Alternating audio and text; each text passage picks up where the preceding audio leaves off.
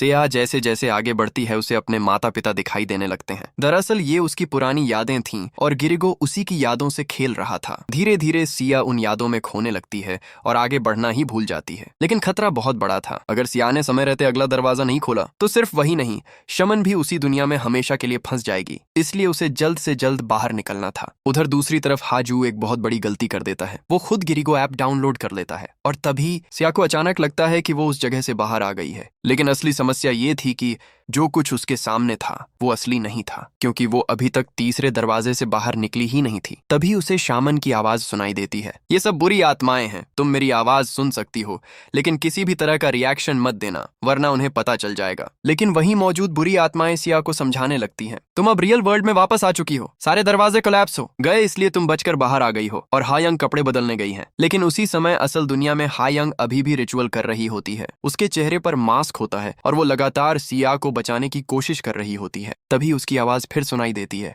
इनकी बातों में मत आना, अगला दरवाजा ढूंढो और अपना रास्ता खोजो। लेकिन तभी हाजू की आवाज आती है, सिया मुझे तुम्हारे पीछे कुछ दिखाई दे रहा है। देखो मैंने भी विश मांगी थी कि तुम उस दुनिया से सुरक्षित वापस आ जाओ। ये देखो मेरा टाइमर। अब सिया पूरी तरह कंफ्यूज्ड हो चुकी थी। उसे समझ ही नहीं आ रहा था कि क्या वो सच में रियल वर्ल्ड में वापस आ गई है या अभी भी उसी दुनिया में फंसी हुई है जहां उन दरवाजों के पीछे बुरी आत्माएं रहती हैं। और तभी सिया पीछे मुड़कर देख लेती है। उसी पल उसे हायंग के बारे में एक भयानक सच पता चलता है और अब कुछ बहुत बुरा होने वाला था, क्योंकि अब हायंग भी उसी अंधेरी दुनिया में फंस चुकी थी और उसके पास बचने के लिए सिर्फ 3 मिनट बचे हैं।